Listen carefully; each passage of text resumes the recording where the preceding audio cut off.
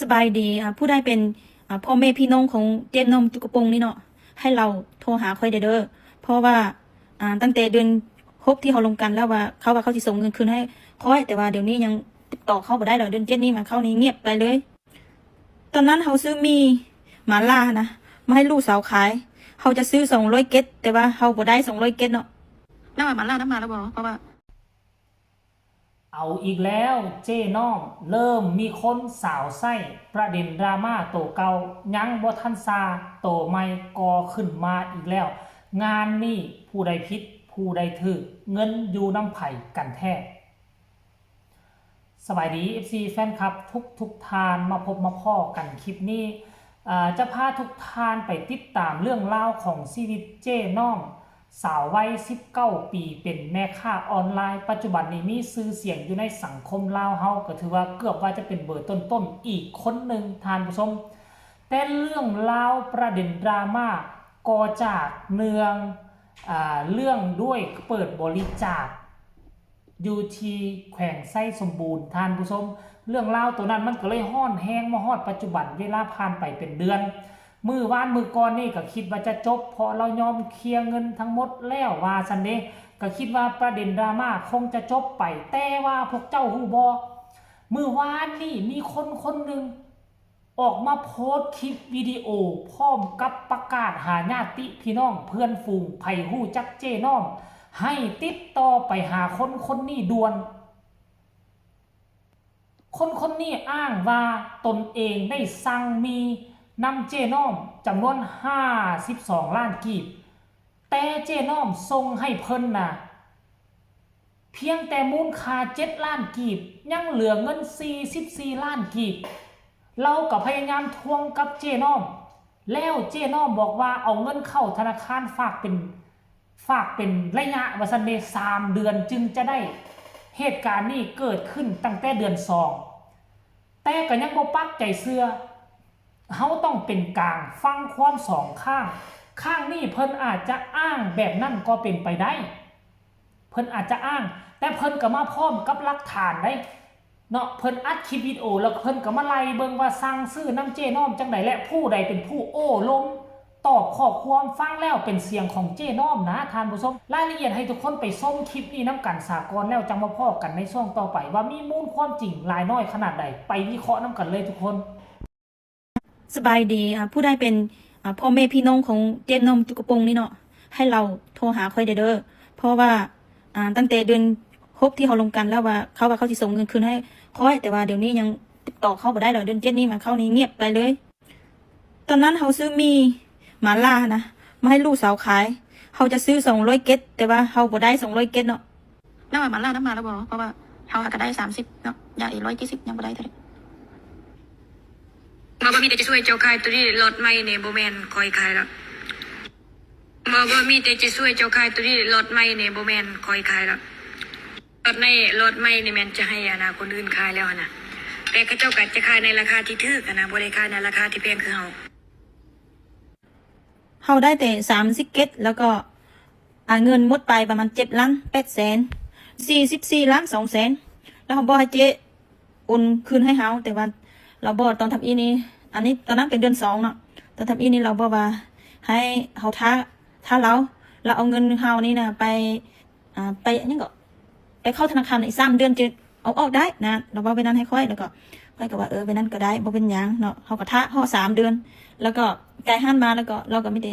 3 เดือนแล้วเขาเว้าว่าส่งเงินมาแล้วก็ตัวอีกนะอันนี้เขามีข้อมูลหมดอยู่นี่แหละแต่ว่าค่อยก็บ่ยอมเว้าหลายเนาะแต่เขาท้าเขา3 เดือนเดือน2 3 4 5นั่นแหละแล้วเขาบอกเขาโอนเงินมาให้เขาแต่ว่าเขาบอกโอนเด้อเขาไม่ได้ตัวไปวันว่าอีก2-3 มื้ออีก2-3 มื้อนี่จะโอนมาเนี่ยนะเว้าไปนี่ตลอดนะแล้วมาฮอเดือน6นี้เราบอกว่าถ้าเราว่าโอนเงินให้ค่อยประกันเราแล้วก็ให้ค่อยดำเนินคดีเราเลยนี่เนี่ยแต่ว่าเดือน6นี้เดือน7นี่คือหายไปเลยคือบล็อกค่อยไปเลยว่ะ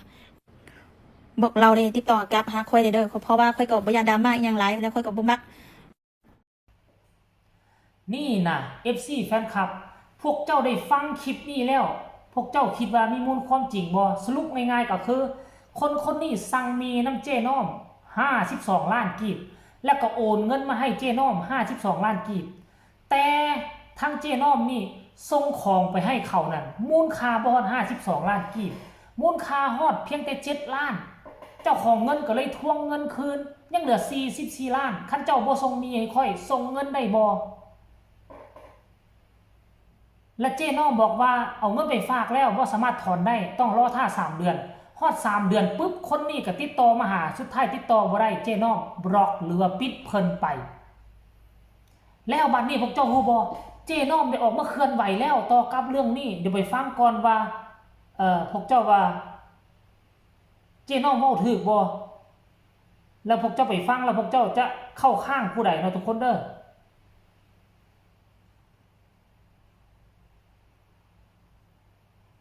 เมื่อ8ชั่วโมงนี่ออกมาทันไวทันการเลยเมื่อ8ชั่วโมงเจน้อมออกมาโพสต์ยาวแบบนี้ค่อยสิพยายามอ่านให้ทุกคนฟังเด้อเหตุการณ์นี้เกิดแต่เดือน2ที่น้อมถูกโยงว่าซั่นเด้น้อมบ่ได้รับยอดเงินโดยตรงจากลูกค้า52ล้านกีบเด้อบัญชีที่โอนก็บ่แม่นชื่อค่อยแต่เป็นบัญชีเลขาเก่าลูกค้าโอนค่าเครื่องวันที่22เดือน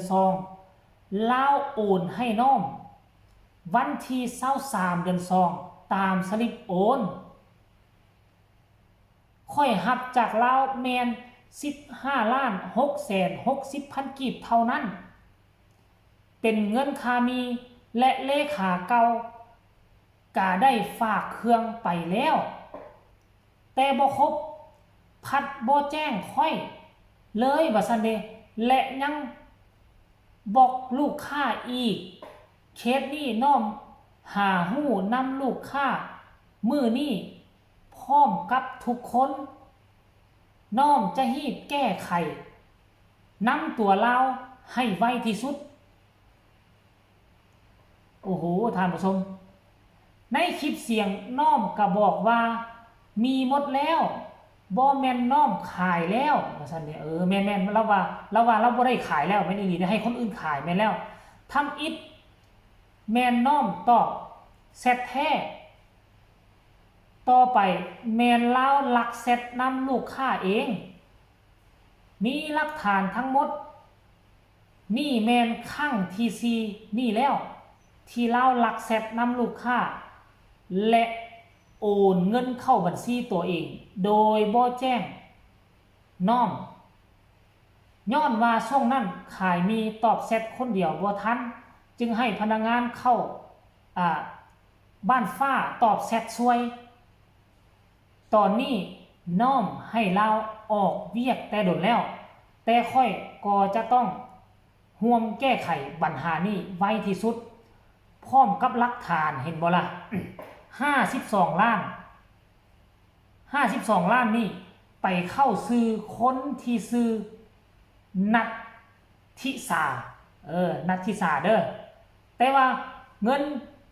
งินที่โอนมาเห็นบ่เงินที่นัทธิสามีหลักฐานอยู่นะเงินที่นัทธิสาโอนมาให้เจ้น้อง15,600,000 กีบเท่านั้นแต่ว่า15,600,000 กีบอยู่แต่ว่ามีที่โอนไปนั่นน่ะมีมูลค่าเพียงแต่7 ล้านกีบ7 ล้านกีบและส่วนที่เหลือ7 ล้านกว่ากีบอยู่ใส่ละเจน้อมหลายคนก็สิตั้งคำถามแบบนี้ท่านผู้ชม FC แฟนคลับอันนี้ก็คือการออกมาอธิบายของเจน้อมแล้วท่านผู้ชมก็หวังว่าทุกคนจะเข้าใจก็คือแอดมินอดีตแอดมินของเจน้อมลักลอบหับเงินจากลูกค้าแล้วบ่ส่งมีให้ทางลูกค้าเข้าใจผิดคิดว่าเป็นเจน้อมโอมเงินสั้นดอกว่าส่วนไผจะเชื่อว่าจังไดไผจะเชื่อไผก็แล้วแต่ซุมเจ้าให้กดไลค์กดแชร์ช่องนี้เอาไว้ให้ดีพอกันใหม่ในคลิปหน้าเรื่องราวจะเป็นแนวใดจะเก็บกำข้อมูลติดตามมาต่อในคลิปต่อไปก็แล้วกันสบายดี